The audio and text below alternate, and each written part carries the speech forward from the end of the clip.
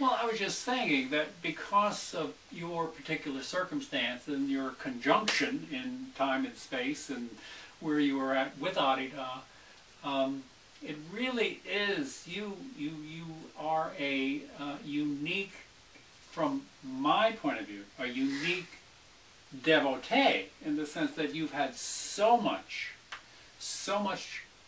contact, so much instruction, so many blessings to be given, and also, as you said in the interview, there's his left foot and his right foot, meaning that it's not always an easy place to be with Adida because his transmission is so powerful. You can't hang out in any way. You have to completely be with him, sure, in his place, sure, where he is. Sure. And that's a fire too, right? Well, when I came to Adida, there was only a certain number of people around him, and I was really just interested in being around him as much as possible because I could see what a great being he was. And you know, I wasn't really at that point worried about like setting up, making lots of money and having a big inheritance a big retirement fund or anything like that. I just wanted to be with him. And because I was interested in spiritual traditions and bookstores and the library and all books and so forth, I became the person who worked with him in that area. So the gift that I received from him was instruction relative to that. But my instruction relative to that, as we describe, you're talking about these 2 feet. Adida describes his power foot and his beauty foot. And his beauty foot, it becomes because as a child he had polio. And so his left foot's a little bit smaller than his right foot. So his left foot he describes as his blessing foot, and you know, the part of which he hugs you and reveals that divine reality. When you come into his company, you just feel that bliss and that divine quality, which is very obvious in his company. I mean, the metaphor that I could use is that you have no question when someone throws a bucket of water on your head. Well, there is no question when you would be in that blessing company because it's that tangible. We're not talking about something where you just feel a little twinge of something. When Adida was in that mood, that transmission mood, and you were available to receive it, it was absolutely incredible. But on the other hand, his right foot, which was larger, he could give you a good swift kick in the ass with. And that was sometimes absolutely as necessary, particularly for Westerners who don't have much grounding or respect for adepts. It was necessary to have that good swift kick in the ass. And Adida once made a statement to me after he had heard that I'd done a presentation on the traditions and so forth, and people had reported that to him, and he came back and gave me a note the next day which said, "Tell James that the teaching is not in books. Tell him the teaching is on his backside, placed there by my foot on the day of his initiation." Adida was making it clear to me that yes, working with all his books is a good thing to do in service of an adept, but prior to that it was the spiritual reality. So Adida used me to criticize and make clear everything about my fascination with the traditions. I mean, literally, when I came to Adida, I thought that Krishna was a real person, and that Krishna and the gopis and Adida made it clear to me face to face. You think Krishna is a real person? Don't you understand that's a myth? That's a metaphor? And I sometimes joke with all of my fascinations and obsessions with India and all the traditional people. And when I came to Adida, I had a collection of all the photographs of the masters. I was very obsessed with all this, very obsessive about it. And Adida made it clear that spiritual practice is senior to all obsession. Spiritual practice is where it's at. And so I sometimes jokingly say that there isn't an inch on my body that hasn't been hit by his stick relative to what he called my Indian fetishism. Mm-hmm. And there was one day when I had loaned a book. It was actually the Vajra Tantra. I loaned it to one of the members of Adida's household.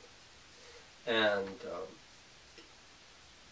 I put a note in there which said, "This is one of my favorite books. I really love this book. Please take care of it." And I was working in the bookstore, and I got a call from this person I loaned it to, and said, "Adida, I left this book on a couch in Adida's house, and he discovered the book, and he was looking through the book, and or found the book, and discovered the note. It fell out of the book, and he read that note from you. He said, "What's going on here with James? What is this him with this book? This is so valuable to him." And she said, then he kept coming back to me in the house and bringing it up. By the end of the day, Adida said, "This is keeping James from me." This whole knowledge, this whole books of being so important. He said, it's a hedge. And he said, James has got a wrong relationship to books. He's starting to own them like fetish objects. And it was true that I felt like if I owned a book and had it on my shelf, that I had a little bit of power, a little bit of knowledge and wisdom. And that instead of really having to do the real practice, I could just have the books. I could have the knowledge instead of the practice. So Adida, I kept getting these calls. And by the end of the day, it had come to, James shouldn't own books anymore. And here I was doing the bookstore in the library. James shouldn't own books anymore. James should turn over all of his books to the library. Gulp. And I didn't have that many books. I mean, I'm looking up here. I probably have as many books as you have in this room, maybe 300-400 books. To me, it doesn't seem like that many books. Maybe somebody else it does. But it's not like what you could have 1,000 of books. I just have 300 or 400 books, perhaps. And I packed them up. I think it was just like about 6 boxes of books. And I drove them over to the library that night. Wow. And one by one, and I was a librarian, one by one I deposited my books. And Adida said, James can sell books in the library, he can take care of them he can sell books in the bookstore, he can take care of them in the library, but he should just have books around his environment when he's using them, and not be doing it. And I felt, as every box of books was put into the library, something was being lifted off me. Something was being let go. And I felt my relationship to him and to actual spiritual practice, something was being cleared out of the way.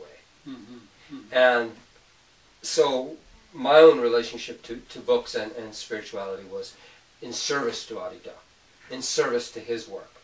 And I had to over and over again make clear to Adida that I understood that there was no reason to look left or right if you had a spiritual teacher already. If you had a spiritual teacher, you didn't need to pray to Ganesh for blessings.